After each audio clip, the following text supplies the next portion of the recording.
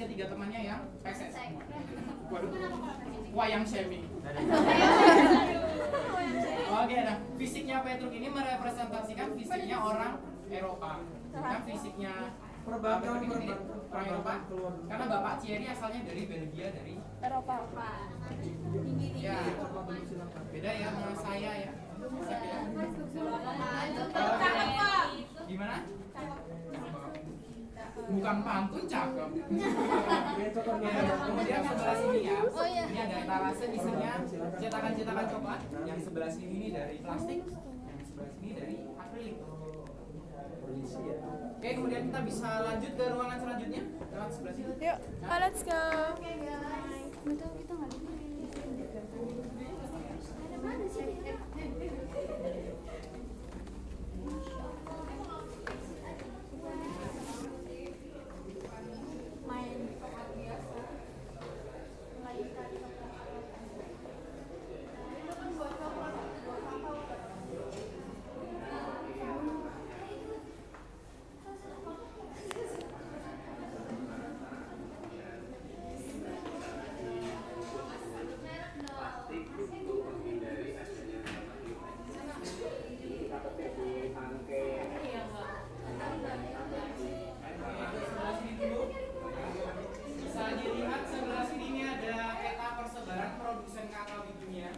Paling banyak ada di Pantai Gading atau Ivory Coast sebesar 43% dari total yang ada di dunia ya.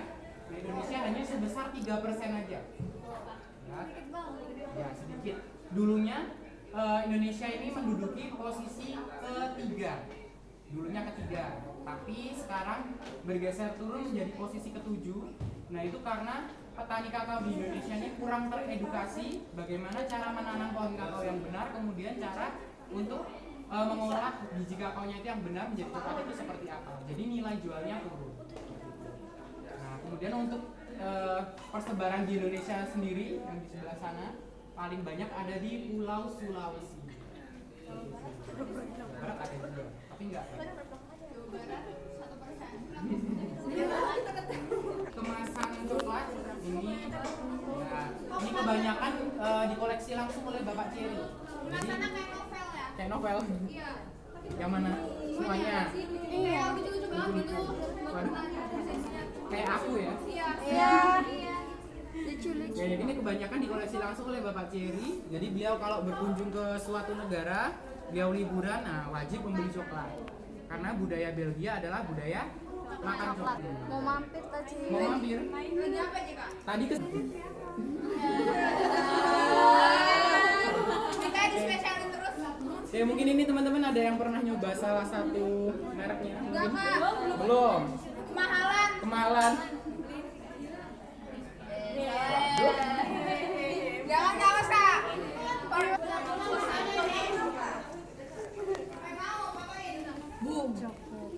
Boom.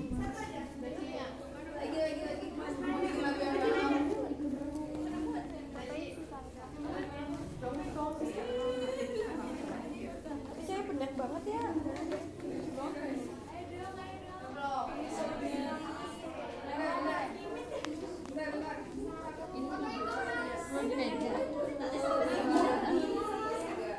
Terus kemasan-kemasannya.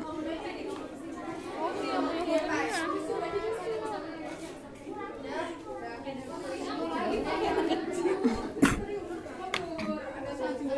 lanjut ya. Sebelah sini.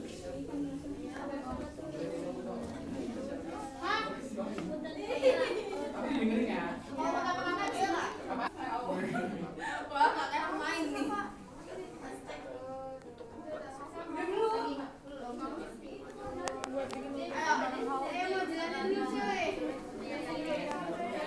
Ini ada sejarah atau story dari coklat.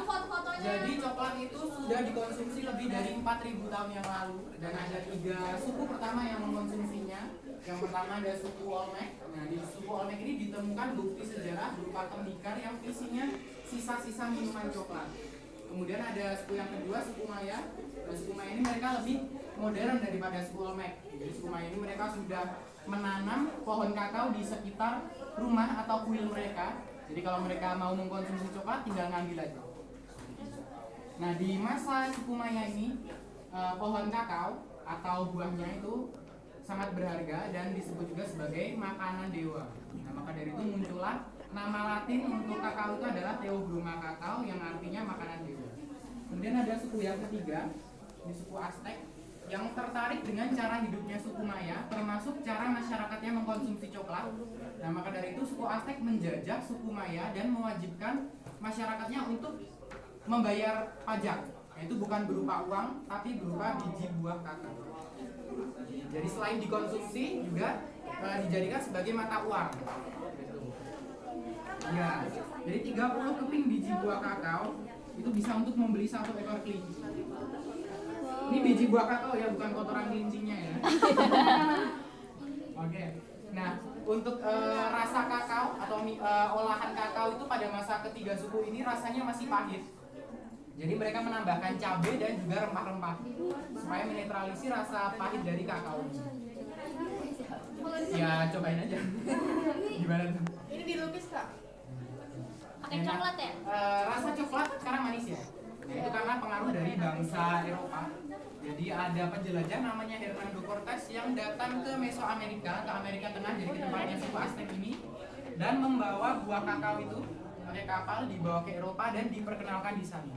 Kok bisa? Bangga lagi. Oke, nah pertama kali minuman coklat itu disajikan pada pernikahan putri Raja Spanyol. Dan itu masih dalam bentuk minuman. Jadi dulu tuh coklat belum bisa dikonsumsi sebagai makanan. Jadi masih dalam bentuk minuman dan disajikannya pakai alat ini, namanya chocolatier. Ya, kalau dulu chocolatier itu penyebutan untuk alat ini. Kalau sekarang untuk orang yang membuat coklat atau ahli coklat. Jadi kan teman-teman tadi sudah mencetak coklat, nah itu sudah bisa disebut sebagai chocolatier. Nah, coklat itu baru bisa dimakan pada tahun 1800-an. Jadi ada perusahaan dari Eropa namanya Fry and Son yang mengembangkan alat supaya coklat itu bisa diolah menjadi makanan. Nah, maka dari itu muncullah coklat boom atau ledakan coklat yang di sebelah sini. Jadi banyak sekali merek-merek coklat di Eropa pada saat itu. Dan beberapa juga masih eksis sampai sekarang. Mungkin teman-teman pernah coba yang mana itu? Ada Van Houten, ada Cadbury, ada Nestle juga.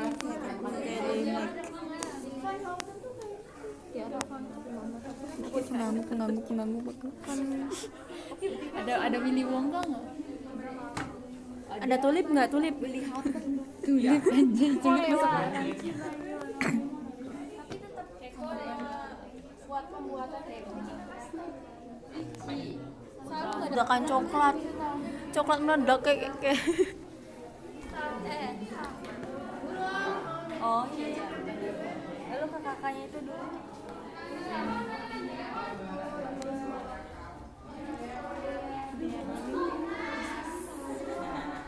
Dimakan ini yang setelah bijinya aja. Nah, ini rasanya asam manis dari bijinya itu. Kalau yang dari buahnya ini bisa dimakan hanya selakunya aja. Nah, ini rasanya mirip manggis atau mirip sirsak. Dari bijinya. Ini nggak bisa. Ya gitu aja setelah tujuh bikin-bikinan. Enggak, ini panjangannya. Iya, ini saya jelaskan dulu ini jenis-jenis ya. Jadi di Indonesia ini kita punya 3 jenis buah kakao. Yang pertama ada Forastero yang memiliki buah kecil, bijinya sedikit tapi tahan terhadap hama.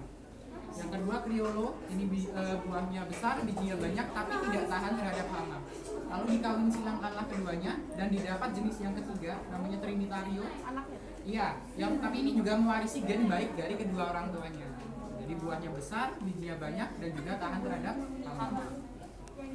Oke, nah bagaimana cara dari buah kakao ini bisa menjadi coklat seperti yang kita makan, seperti yang kita kenal ya? Tentu kita panen dulu buahnya. Kalau mau panen ya pakai alat sebelah sini. Nah ini sabit dipakai kalau buahnya itu tidak terlalu tinggi. Ini ada harvest tool untuk buah yang tinggi. Kemudian setelah didapat buahnya baru dibuka ini ya, kita ambil bijinya. Lalu dimasukkan ke dalam kotak fermentor ini namanya untuk proses namanya fermentasi